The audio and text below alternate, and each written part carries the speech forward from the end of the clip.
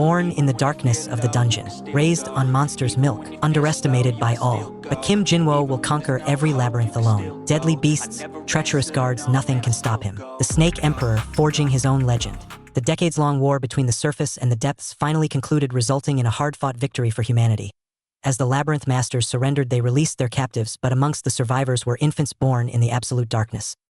Dungeon babies who were raised on monster's milk after their mothers perished. These children possessed otherworldly strength, leading the rescuing soldiers to question if they were even human as they brought them into the light.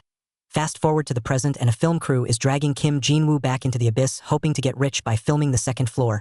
They openly gossip right in front of him, mocking the fact that he's the only dungeon baby who notoriously refuses to enter the labyrinth, assuming his reluctance is due to being weak rather than having common sense. As they descend, Jinwoo warns the group to keep their guns holstered and avoid conflict to survive the trek. Naturally, the hired guards possess the survival instincts of a brick, dismissing his advice with condescending sneers about protecting the baby, while they chatter loudly in a death zone.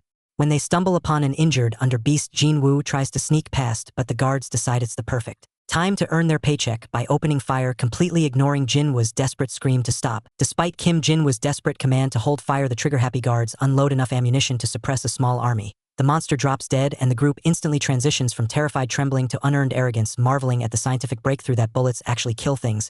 Jinwoo tries to snap them back to reality, physically grabbing the leader to explain that their noisy celebration just rang the dinner bell for a much larger predator. He urges them to dump their gear and run while the beast is still distant. However, greed is a powerful drug. The guards listen to the approaching footsteps of death and start doing mental math, calculating that killing the new threat will make them millionaires. Realizing that you can't save people actively trying to win a Darwin Award, Jinwoo abandons the suicidal looters. He drags the filming crew away, but they are too dense to appreciate the rescue.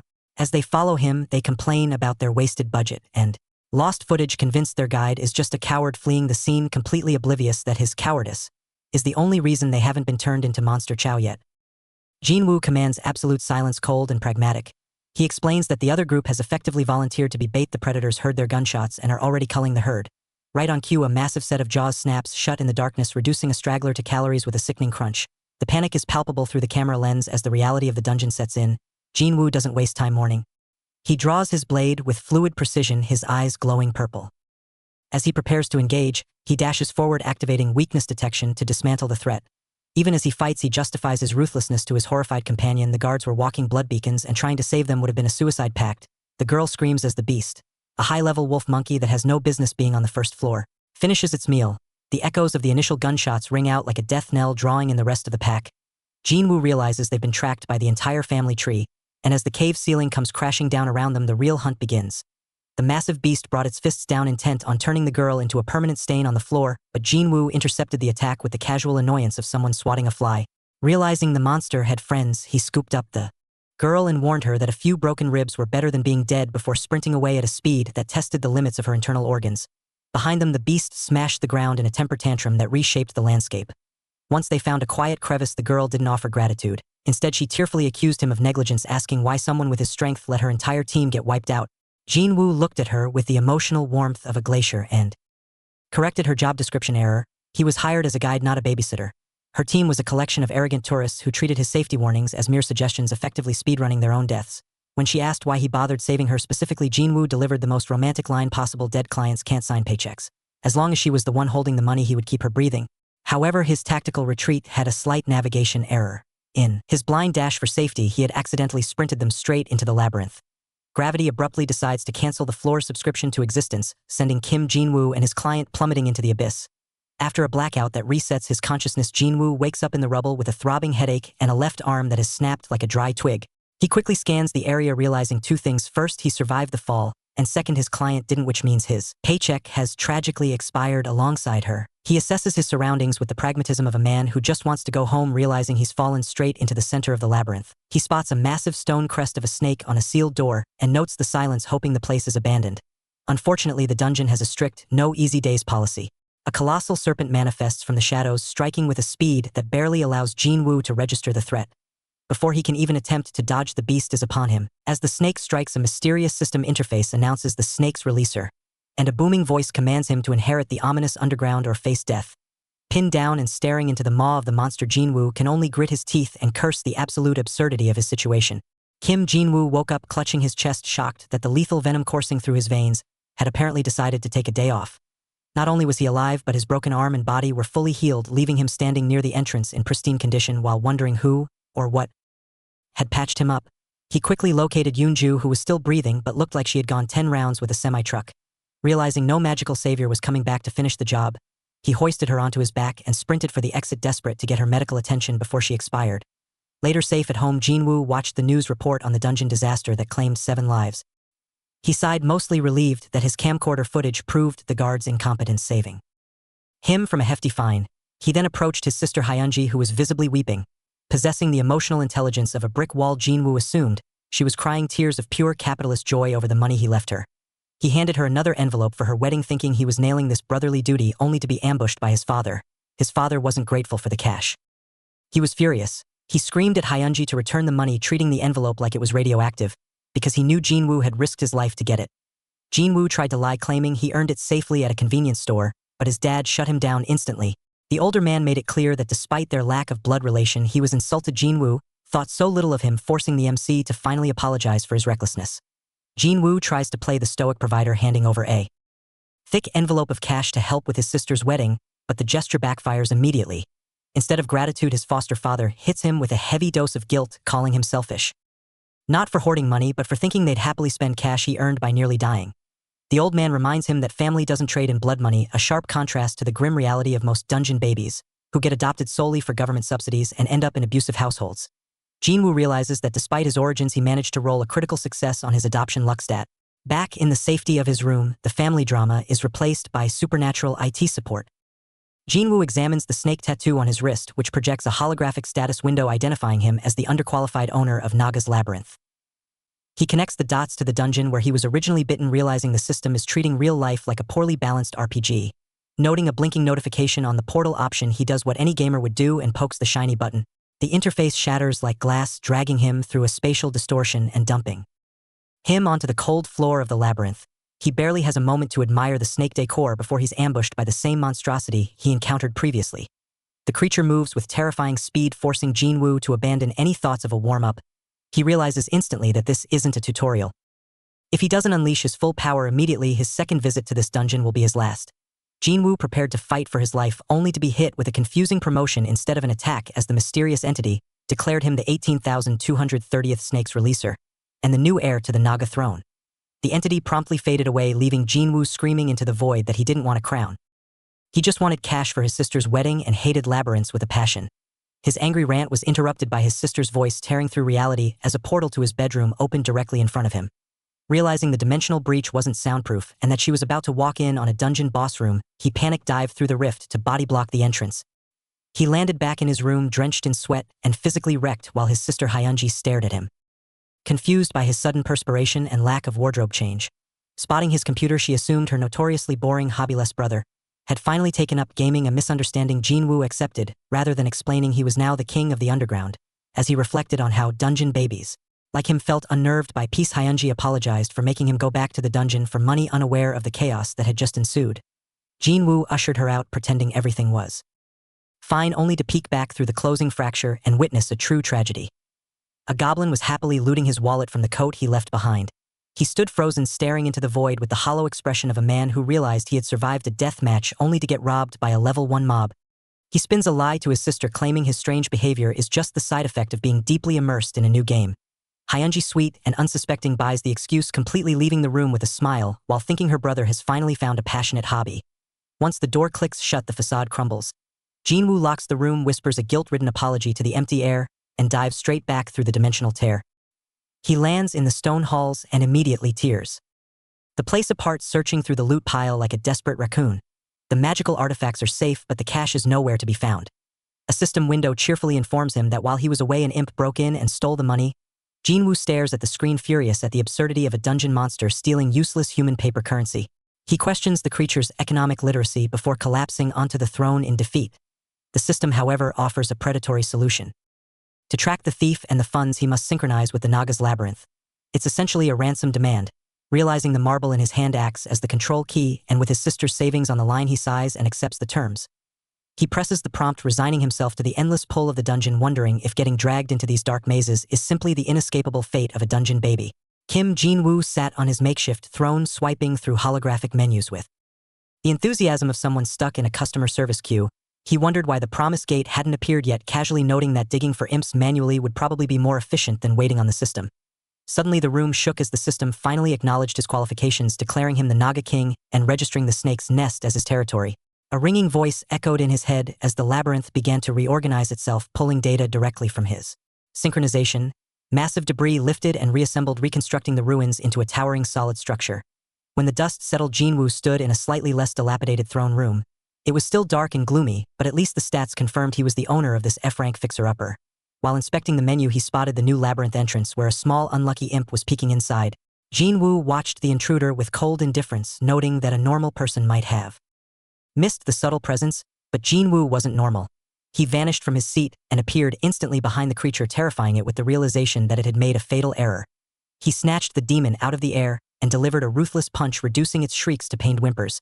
Holding the battered creature by the neck, Jinwoo didn't ask for surrender or mercy. With the terrifying expression of a loan shark collecting a debt, he demanded his money back, threatening to end the imp's life if it turned out to be broke. Jinwoo was in the middle of violently shaking the imp, demanding his money, when he suddenly stopped mid-sentence. In the creature's hand sat a glimmering red stone. A down gem. These rare jewels were typically only found in geysers or obtained by hunting dangerous beasts, making them incredibly valuable. Jinwoo instantly calculated that a gem of this size was easily worth tens of millions of won. His eyes widened further when he realized the imp was actually holding two gems, a blue one alongside the red. Sensing Jinwoo's distraction, the imp bit his hand and flung the blue gem across the room as a desperate diversion. Shoot! Jinwoo cursed, abandoning the imp to chase the money. He dove and caught the blue gem just before it hit the ground, relieved to have secured both treasures. However, his relief was shattered in an instant. The blue gem cracked in his palm and crumbled into worthless dust, leaving Jinwoo staring in silent horror at his lost fortune. The system casually informed Jinwoo that it had cannibalized a valuable down gem to repair the labyrinth, prompting him to scream at the empty air in pure frustration. He watched the gem crumble in his hand, horrified by the realization that he had just crushed a luxury car's worth of currency into worthless dust without even giving permission. For days later, after haggling with a desperate goblin merchant to sell the remaining gem for 18 million won to cover his sister's wedding expenses, Jinwoo sat in his room watching the upgrade timer count down. He was still bitter about the 18 million the dungeon had embezzled from his inventory, but he tried to let go of the past as the clock hit 0. Reality tore open as the labyrinth reached rank 2, activating new facilities while simultaneously warning him that his base had absolutely zero military defense against the monsters that now detected his existence. A Naga nest spawned nearby and Jinwoo investigated, expecting a humid, swampy hellscape, but found a dry, empty cave instead. Suddenly a shadow lunged at him and he dodged a clumsy ambush as the system announced the arrival of Naga workers. Expecting terrifying serpents, he was instead greeted by a pile of adorable derpy baby snakes, one of whom was happily chewing on its sibling's tail. They looked at him with big dumb eyes, awaiting orders, and Jinwoo relaxed. As a former excavator, he knew exactly how to manage low-level laborers. Jinwoo immediately put his new workforce to use, assigning 3 Nagas as scouts to map the area while ordering the rest to dig out a storage room. He watched them waddle away with low expectations, convinced that these stout, clumsy creatures were the most edible-looking things in the dungeon and would likely end up as monster snacks. However, the diggers surprised him by excavating a room in under an hour. His relief was short-lived when a system notification announced that only a part of the exploration team had returned. Seeing a lone trembling Naga emerge from the shadows, Jinwoo immediately assumed the worst, that the others had been slaughtered because he sent them out without guards. He began to mourn their permanent loss, but the Naga chirped happily, explaining that they weren't dead. They just had too much loot to carry in one trip. Realizing his grief was actually just a misunderstanding, the Nagas were touched by his concern and their morale skyrocketed. They handed over a crude map and dumped a pile of spoils at his feet, which turned out to be mostly rusted garbage from an ancient war. Jinwoo sighed, sifting through the worthless debris until a familiar glint caught his eye inside a torn bag. It was a down gem, the same item worth 18 million won. His attitude instantly shifted from disappointed boss to capitalist warlord, as he violently shook the Naga, demanding they go back and loot every single sparkly rock they could find. Jinwoo hesitated at the threshold, suddenly struck by the realization that leaving his reptilian workforce unsupervised in a murder dungeon might be a catastrophic HR violation. Just as he considered staying, a small Naga offered a reassurance that tipped the scales. A stash of down gems. Rationalizing that the labyrinth offered both wealth and opportunity, he tossed the expensive gems onto the altar. The system immediately vaporized the items, converting them into raw labyrinth energy. A wave of instant buyer's remorse hit him as he realized he had just traded tens of millions of won for a vague possibility, a financial decision that would make a sane accountant weep. But as the energy swirled, the regret faded, replaced by a darker epiphany. He finally understood the madness of the dungeon babies. It wasn't just the allure of danger. It was the unbearable dullness of the surface world. He hadn't been struggling to adjust to a normal life. He had been bored out of his absolute mind. Embracing his role as the tyrant these creatures needed, he turned to his wide-eyed subjects and promised them an empire. With a smirk and a dramatic flair, he unleashed his power, summoning the Naga to drown the geyser in glory. Jinwoo inspected his first summon, a Naga soldier that actually looked competent enough to hold a weapon without tripping over it. He immediately put it to work, ordering it to guard the storage like an underpaid security guard. Knowing he couldn't just burn through resources like a whale in a gacha game, he calculated his next move carefully. He decided to summon one more soldier, and a Naga made watching his down gem energy deplete. Suddenly, the summoning ritual flared with an intensity that cracked the very air, signaling that something unusual was happening. From the light emerged Dominique, a heroic rank Naga maid who radiated an aura far superior to the generic units. "Master," she projected directly into his mind, her telepathic voice startling him. Jinwoo stood there dumbfounded by the notification. He had triggered the mystery of Geyser, defying the odds to pull a high-tier unit with stats capable of surviving the deeper floors. Dominique wasted no time showing off her personality, eagerly asking for orders while deducing they were still stuck in the tutorial phase. Jinwoo, still processing that his new maid was smarter than half the people he knew, checked the unit menu one last time. Seeing the monthly maintenance fees of flowers and gems, he realized that even as a dungeon master he couldn't escape the bills. Jinwoo was taken aback when the Naga maid Dominique requested map permissions with the efficiency of a seasoned project manager. As they toured the cavern, she pointed out weak walls hiding mineral lodes and ideal spots for gathering stations, leaving Jinwoo wondering if she came with a strategy guide pre-installed. She highlighted self-sustaining gem plants and defensible water sources, effectively handing him a blueprint for domination on a silver platter. When Jinwoo pointed out a menacing skull icon on the map, she casually suggested turning the beast-infested zone into a profitable hunting ground to offset costs. Impressed by a Naga that actually possessed critical thinking skills, Jinwoo admitted he hadn't expected such coherent advice from a dungeon monster. He explained that his schedule in the surface world was tight, prompting Dominique to advise an immediate military buildup to defend the coreless labyrinth in his absence. However, when he tried to delegate the summoning work to her to save effort, she shut him down, clarifying that only the designated master could handle the energy extraction. Curious about the loyalty of his new subordinates, Jinwoo asked what would happen if he failed to impress them. Dominique's gaze sharpened as she explained that while some might leave, no Naga was stupid enough to strike down the royalty of the geyser. Satisfied with her answer and eager to skip the small talk, Jinwoo officially welcomed her to the team. With 133 gems burned at the altar, the labyrinth upgrade began, signaling the start of his proper reign. The merchant tries to sell Jinwoo on hunting hell spiders, claiming the gems inside make it a gold mine. But Jinwoo shuts down the sales pitch with a flat refusal. Changing tactics, the old man examines a high-quality red gem, complaining that the dungeon's ecosystem is crumbling and veterans are scarce. He then makes the tactical error of bringing up Jinwoo's struggling family to pressure him. That hits a nerve. Jinwoo snaps, unleashing a wave of force that cracks the room and leaves the merchant looking like he just saw his life flash before his eyes. The mood darkens instantly when Jinwoo realizes the extent of the old man's knowledge, demanding to know if he dared to run a background check. The negotiation in the office quickly turns volatile as the merchant tries to excuse the damaged goods by blaming the superhuman strength of dungeon babies. He attempts to appeal to Jinwoo's empathetic side, noting that people without families are hard to trust because they have nothing to lose, but suggests Jinwoo is different. Jinwoo, however, interprets this as a threat rather than a compliment. He leans in with a terrifying glare, calmly informing the merchant that if anything happens to his family, the man will personally witness exactly what happens when a dungeon baby goes psychotic. Terrified by the sudden shift in atmosphere, the merchant immediately capitulates, mourning his destroyed credit and his broken coffee table as Jinwoo demands the money transfer and leaves. The scene shifts into a violent nightmare of the past. Hell spiders swarm a settlement, slaughtering the workers who dedicated their lives to digging the labyrinth. Amidst the chaos and screams for help, a massive shadow looms over the destruction. Duke Geyser, the traitor responsible for the massacre. Jinwoo wakes up with a sharp gasp, his heart pounding from the memory. Dominique is immediately at his side, her expression filled with concern. Jinwoo tries to brush off the nightmare, claiming it's all in the past, but the tension in the room is palpable until his eyes land on his lizard subordinates. He bursts into awkward laughter, noting that their goofy, unthreatening appearances are distinctly unlabyrinth-like. Dominique worries they aren't to his liking, but Jinwoo assures her that their harmless vibes are actually helping him calm down. With his nerves settled by the cute distractions, he refocuses on reality, acknowledging that while the hell spiders are distant, other beasts from the deeper floors could still pose a threat to their current location. Jinwoo checked the upgrade status just as the countdown hit 0, finalizing the labyrinth's 3rd rank. The system rewarded him with new construction options, some workers, and a massive glowing labyrinth core that appeared in the room with the subtlety of a disco ball in a library. Dominique explained that this core was now their critical weakness. If it broke, the dungeon died, but as long as it stood, they could recover from anything. Jinwoo noted that they had essentially just installed a giant game over button in their base. Predictably, the core's activation acted like a dinner bell for the locals. The system flashed a red warning. A swarm of 20 horned rats was 1 hour away. Dominique went into full panic mode, urging him to bolster their defenses, but Jinwoo was stuck staring at the price tags on the new units. With only 21 gems in his account and expensive summoning costs, the math wasn't looking good for his survival chances. Dominique quickly intervened with some crucial combat analytics. She revealed that a single Naga soldier could solo 4 rats, while warriors, archers, and mages scaled even higher in power.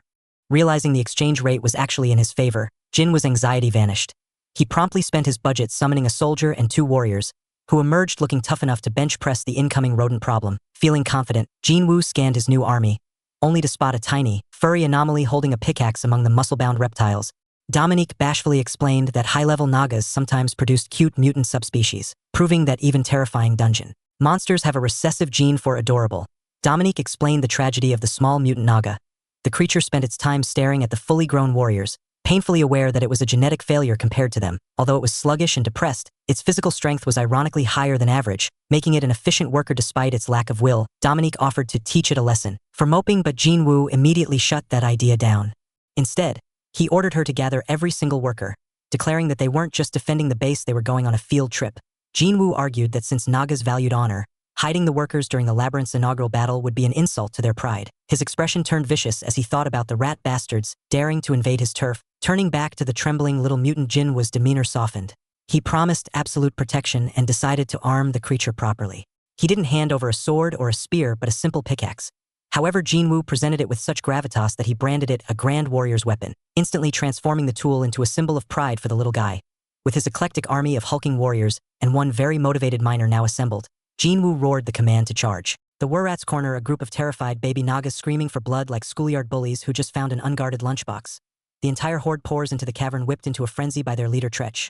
This tactical genius is operating under the delusion that the dungeon owner is incompetent, mostly because his own logic dictates that intelligence scales linearly with the size of the horn on one's head. His troops, equally brilliant, marvel at his ability to use multi-syllable words like extinct as they rush forward to feast. Their confidence hits a sudden wall, specifically a wall of spears. The leading rat realizes too late that they haven't found a buffet. They've walked into a blender. Traps spring from the darkness, shattering the rat's formation and proving that horn size does not in fact correlate with situational awareness. Jinwoo descends into the chaos, tearing through the rodent infantry with the grim efficiency of an exterminator working overtime. He isn't interested in mercy. He commands his Nagas to prove their worth and leave nothing breathing. It's a bitter irony for Tretch, who is revealed in a brief flash of memory to be a coward at heart. Someone who once claimed he dug holes to survive because he knew the difference between bravery and suicide. Now caught in his own hubris, he screams about becoming a predator, completely unaware that he is currently being actively removed from the food chain. A hooded manipulator successfully gaslights Tretch, the rat leader, into believing that consuming the blue marble will grant him ownership of the labyrinth and the strength to save his people. Fueled by this false hope and a lifetime of being treated as disposable snacks, the rodent clan initiates a frantic suicidal rebellion.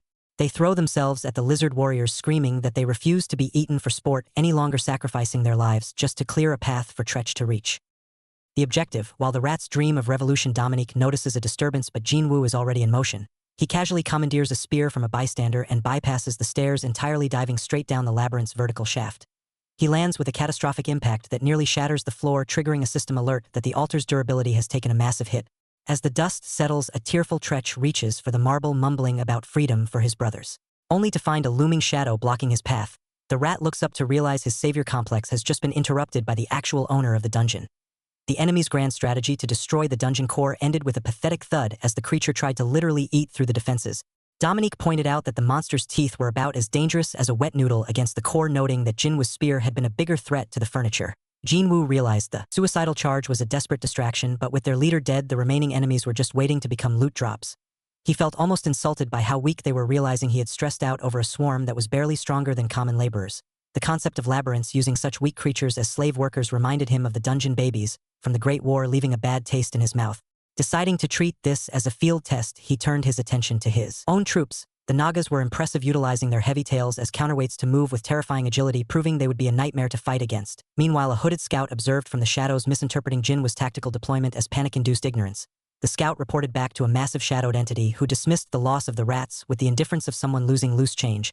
The entity ordered preparations for war, placing its faith in a mercenary currently handling a blood subjugation, though the scout privately questioned leaving a war to a hireling. The massive beast, claiming to be a dragon's descendant, opened a glowing eye, confident that its stale bloodline was more than enough to crush a weak labyrinth. The battle results flashed across the screen, declaring a decisive victory for the Naga labyrinth over the horned rats.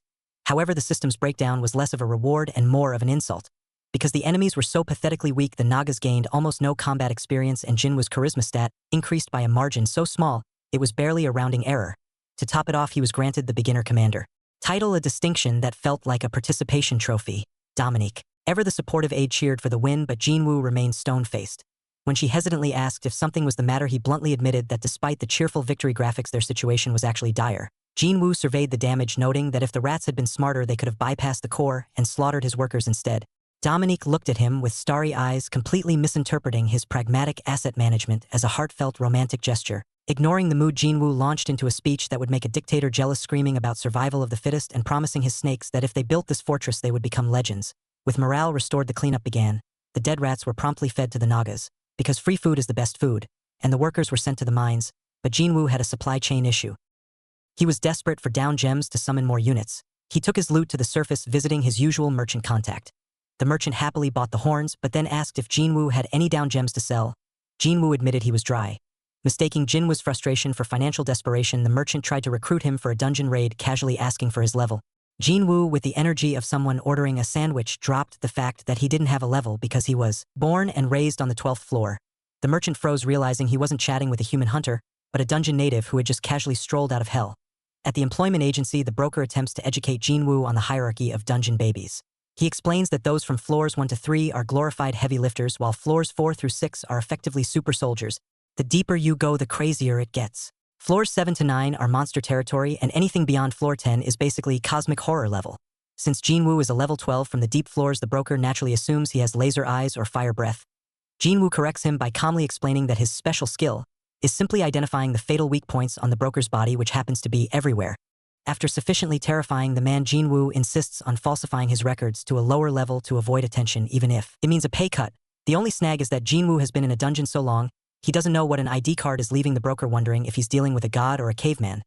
Meanwhile, back at the labyrinth, Dominique is treating the lizard workers like war heroes for moving a few boxes. She frantically reports their resource harvest to Jinwoo, including the acquisition of down gems from mining and beast hunting. With the gems secured, Jinwoo dumps them into the system to convert them into energy, immediately using the resources to summon a new Naga unit. Jinwoo reviewed the logistics, noting that the spiders were handling the gem transport efficiently, but efficiency meant nothing without security. The system responded to his needs by summoning a Naga archer, revealing the true combat-ready form of the green workers. Treating the new unit like an NPC in a strategy game, Jinwoo immediately ordered it to the gate to reinforce the guard detail. As the creature took its post near the entry point, Jinwoo scrutinized the portal structure, wondering if he could adjust the dimensions or if he was stuck with the default settings. At the Payu Geyser Gate, Commander Lee Junyoung briefs the 22-person expedition team with the warmth of a drill sergeant in winter.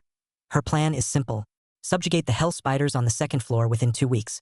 She organizes the assault team by level, creating a lineup that ranges from competent fighters down to a suspicious level 0, displayed on Kim Jinwoo's arm, proving that administrative errors are the true final boss. The gate opens and the squad enters the dungeon. Junyoung tries to set a rapid pace, praying for safety, but the dungeon immediately responds by throwing a massive whip-tailed lizard at them. The beast snatches in. Explorer, throwing the group into chaos, while Junyoung screams tactical orders about armpits and front legs to a team that suddenly forgot how to fight. While the rest of the squad struggles for survival, Jinwoo and his blonde companion stand on the sidelines, casually critiquing the recruitment standards. They note that 10 years after the war, the talent pool has dried up, leaving only desperate debtors who are essentially choosing between dying to monsters here or loan sharks on the surface. They watch the carnage with the emotional detachment of someone watching a rerunning sitcom. The battle ends, but not without cost. A level 7 mercenary lies dead on the floor, having failed his employment probation in the worst way possible. Junyoung confirms the kill and immediately pivots to logistics, ordering the team to harvest gems and mask the scent of blood before they attract more hungry locals. As the adrenaline fades, she glances at Jinwoo, acknowledging that despite his questionable level, his skills might actually be worth the trouble. The squad leader decided to give Jinwoo a performance review in the middle of the dungeon, acknowledging his strength but lecturing him about sticking to the script. She warned him that showing off now would leave him drained for the real fights later, completely unaware that for him this was about as exhausting as blinking. Jinwoo casually brushed off her concerns with a weak excuse about staying warm while the group prepared to move out, leaving the dead behind. A stark reminder that in this world, normal humans were treated like disposable inventory compared to dungeon babies. 1 week later, on the 2nd floor, the mood shifted from grim survival to aggressive capitalism. After easily dispatching some lizards, the team discovered down gems and immediately lost their collective minds. The explorers started calculating their split, their eyes turning into dollar signs as they fantasized about the fist-sized gems they might find on the spiders ahead. They were so busy doing mental math on their future earnings that they forgot to watch their backs. Reality came crashing back down when the patrol reported a chaotic scene ahead. The tracks were a mess, suggesting a battle that had gone horribly wrong. Before the leader could process the danger, a scout rushed in, blabbering about gems falling from the ceiling and bodies refusing to obey gravity. The leader looked up, realizing too late that the loot raining from the sky was actually the bait for an ambush from above. At Junyoung's sharp command, Youngtae launched a flare into the abyss, hoping to shed some light on their situation. Unfortunately, the light only served to highlight just how screwed they were. The ceiling wasn't empty. It was a dormitory for nightmares, packed tight with cocoons that made the earlier estimate of 10 people look like a rounding error. Junyoung realized too late that they had walked into a hive, and as she tried to order a retreat, a massive shadow materialized behind her. Thanks to Jinwoo's shout, she managed to block the ambush, though the impact nearly rattled her teeth loose. Junyoung didn't waste time panicking, activated camouflage, and barked orders with the efficiency of a pro gamer, managing a raid, sending the dungeon babies to the front as tanks while shoving the squishy human explorers behind a wall of riot shields. But just as the formation held, the first flare sputtered and died, plunging the chaotic melee into total darkness. Surrounded by the sounds of slicing metal and screams, Jinwoo screamed for a refresh, and a second flare shrieked upward, resetting the lighting just in time to reveal the carnage. The scout stared down the giant arachnid with a grin that suggested he was entirely too comfortable with imminent death. Instead of retreating, he treated the monster like a jungle gym, vaulting onto its back and driving his spear in with casual violence. With a shout to his teammate, he tossed the heavy beast through the air like a ragdoll. Young-ho was waiting. He accepted the aerial delivery with his massive cleaver, slicing the spider out of the sky and stomping it into the floor until it was reset to factory settings. Despite the brutal efficiency, the critique was immediate. Someone called his technique clumsy. Roaring in frustration, he grabbed the mangled corpse and hurled it at the defensive line, forcing the shield bearers to brace against the flying debris. Amidst the chaos, the squad leader stood perfectly still, watching the tantrum with the bored expression of someone calculating their laundry bill. A rapier-wielding fighter had to bail out a slow comrade, scolding him for taking his sweet-ass time. While she wasted energy on what she considered weak opponents, she vented her frustration by dismantling the nearest threat with surgical precision. The raid dissolved into immediate chaos, with the dungeon's inhabitants screaming as they were cut down. Despite the carnage, 2 squad members were already busy inflating their own egos, theorizing that they were simply too strong for the deep floor beasts, completely unaware of how incompetent they sounded. While the normal humans panicked at the encroaching swarm, Jinwoo decided to clear the room. He carved a path through the red mist with such terrifying efficiency that the squad leader began to seriously doubt the level 7 on his personnel file. Once the dust settled, the squad leader ordered a cleanup, though the air was thick with confusion rather than victory. The records stated hell spiders were deep floor nightmares, yet these creatures had gone down far too easily. Jinwoo ignored the celebration and focused on the anomalies. The abundance of spiderwebs didn't make sense for a species that shouldn't have made the first move. After performing a quick field autopsy, he confirmed the grim reality. These weren't the tanky armored hell spiders from the records. They were squishy inferior knockoffs with no exoskeletons and 0 patience, which meant the real threat was likely still watching them. The dungeon exploration took a sharp turn when the squad realized the path behind them had been sealed off by unnaturally thick webs. While the team marveled at the change, Jinwoo immediately sensed a murderous intent filling the cavern. He ordered the squad to prep their explosives, but the tension was lost on them. One scout, clearly having read too many comics, jokingly suggested this was just a classic trope where the true boss hides. Until the end, Jinwoo, with 0 patience for genre commentary, simply confirmed the scout's theory. The real hell spider was indeed nearby. Ignoring the warning, the squad relaxed, joking that they had been scared for nothing. The relief was short-lived. The purple-haired woman in their group suddenly convulsed, her voice warping as she shrieked about microscopic bugs, daring to wound her. Jinwoo screamed for everyone to get away, realizing the enemy had been among them the whole time. The warning came a split second too late, instantly impaling the nearest squad member. Before the shock could even register, the monster's massive jaws snapped shut, turning the unsuspecting teammate into immediate XP and lunch. The cavern descended into instant chaos as the hell spiders revealed themselves, screeching a welcome that nobody asked for. The squad leader desperately tried to rally her troops, but morale took a critical hit the moment an unlucky explorer was snatched from the group, dragged screaming into the darkness, while begging for a save file reload that wasn't coming. Jinwoo, who had momentarily zoned out, snapped back to reality amidst the panic. He immediately took command, identifying the threat as a family unit consisting of 2 babies and a queen. He ordered the squad to use every explosive they had to blast an exit, explicitly telling them to ignore safety protocols regarding cave-ins because the spider's webbing was virtually indestructible. The squad leader eyed him with suspicion, realizing that Jinwoo seemed a little too comfortable with the anatomy of these nightmares. As the grunts fought for their lives, the grim reality set in. The decorations hanging from the ceiling were the preserved remains of the previous advance party. While the sane members of the group prayed for the explosives to be ready, a few overconfident geniuses debated the merits of fleeing versus fighting, deciding that the guy who got eaten earlier just had a skill issue.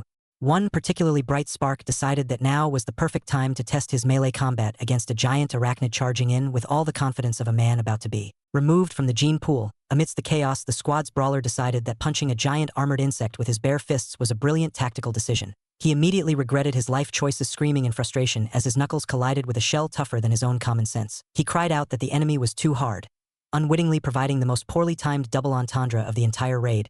Before the team could process the embarrassment, another multi-eyed nightmare descended upon the scouts. Frozen in fear, the support unit watched death approach, realizing too late that their survival instincts had apparently taken the day off. Jinwoo, having absolutely none of it, stepped into the fray. With a burst of speed, he intercepted the monster, his blade clashing against the beast's mandibles with a deafening impact. The sheer force of his defense left the onlookers stunned. One of the scouts stared blankly, genuinely questioning if the man saving them was actually human or just another monster wearing a grim expression. While the squad scrambled to regroup, Jinwoo held the line, his breath ragged, but his gaze unwavering, realizing that carrying this team was going to be more exhausting than the actual combat. Facing down two colossal arachnids, Jinwoo realized he couldn't afford to treat this like a friendly spar. It had been years since he last unleashed his electricity, and he decided these pests were the perfect conductors for a field test. He channeled a high-voltage surge through his blade and slammed it into the earth, creating a shockwave violent enough to be mistaken for a demolition charge. The sudden inferno confused the human squad, who scrambled to detonate their own explosives, completely unaware that the dungeon was simply reacting to Jinwoo's raw power. Amidst the falling rocks and electrical storms, Jinwoo herded the humans toward the breach. He calmly informed the squad leader that outrunning hell spiders was a statistical impossibility and insisted they leave him behind to hold the line. Before they could argue, he brought the ceiling down, sealing the exit with a massive pile of debris. To the squad, it looked like a noble sacrifice to buy them time. However, once the tunnel was sealed and the darkness returned, Jinwoo's demeanor shifted instantly. With the fragile humans safely removed from the equation, the real nuisances holding him back were gone. He turned to the spiders with a sadistic grin, mocking their confidence and explaining that he hadn't trapped himself in there to die. He had just cleared the stage so he could finally enjoy the slaughter without an audience. Space itself seemed to take offense at remaining whole, splintering violently as a jagged rift tore through the darkness.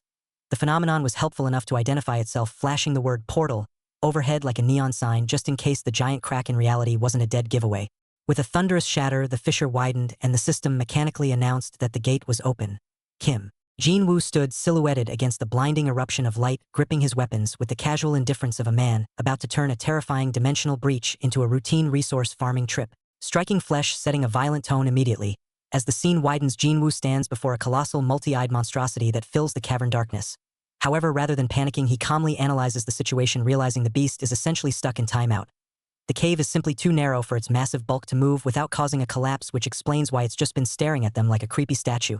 Seizing the advantage, Jinwoo immediately shifts into raid leader mode. He splits the party efficiently. He will handle one of the active hell spiders, the warriors will take the other, and the rest will hold the defensive line.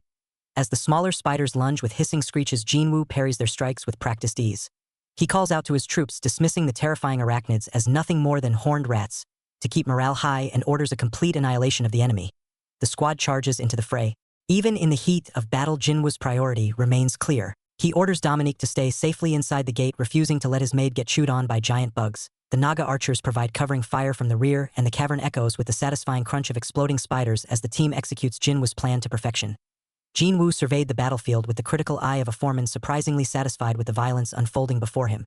The Naga archers were hitting with the force of artillery, and the infantry held the line effectively enough that he felt comfortable taunting the enemy, deciding it was time to grace the fight with his own participation. However, his moment of arrogance was cut short by a frantic telepathic scream from Dominique and a red alert that signaled the worst possible turn of events. The Spider Queen had entered the chat. A massive explosion of dust and debris sent Jinwoo skidding back as the Queen unleashed a screech that pierced the cavern air. The system immediately chimed in, helpfully informing him that the enemy's fear debuff had been cancelled due to the overwhelming combat force. The situation spiraled instantly. Red notification windows flooded Jinwoo's vision, logging fatal wounds and deaths among his Naga soldiers like a scrolling obituary. While Dominique and the archers managed to resist the status ailments, the front line was being chewed up. The Queen thrashed wildly, her immense power crumbling the cave walls and forcing Jinwoo into a desperate defensive dance. He screamed for his assistant amidst the chaos, dodging strikes that could flatten a tank. Dominique finally responded, her voice strained with panic. The gate was completely besieged by a swarm of inferior spiders threatening to overrun their entire operation. Jinwoo grit his teeth, realizing he had to move instantly or lose everything. The massive entity brings its limbs down with enough force to reshape the cavern floor, but Jinwoo weaves through the destruction with calculated annoyance. He realizes the beast has deliberately turned its back to the gate, fixating entirely on him. Leaving the creature alive to rampage is a luxury he can't afford, especially with the vulnerable workers and Dominique standing by. Jinwoo abandons evasion and scales the cavern wall, launching himself directly at the threat. He intercepts the monster's attack, his strikes landing with the weight of a freight train. As he grapples with the creature crushing its carapace with his bare hands, he notes that its strength exceeds his memories of this dungeon level. A savage realization dawns on him as he pries the beast's jaws apart. The monster has been hoarding a powerful artifact, consuming its energy to buff its stats. With a terrifying grin, Jinwoo decides to forcefully reclaim the loot. He tears the creature open, ripping the power source and the monster's life away in a gruesome display of violence. The beast detonates into a cloud of gore and smoke. Jinwoo lands heavily amidst the debris, his eyes glowing in the dark, radiating an aura so intense that even his loyal Naga attendant can only watch in stunned silence. Jinwoo tossed a high-quality intermediate gem onto the altar, effectively bribing the dungeon mechanics to work in his favor. With the tribute instantly accepted, he didn't waste a second roaring for a Naga summon to deal with the threat. He specifically demanded a magician to obliterate the spider, likely realizing that squashing a bug of that size manually was beneath his pay grade. As the command was issued, the weak mystery of Geyser activated with a sharp chime, and a magical silhouette emerged from the light, proving that in this dungeon you get exactly what you pay for. Subscribe and like the video for the next part.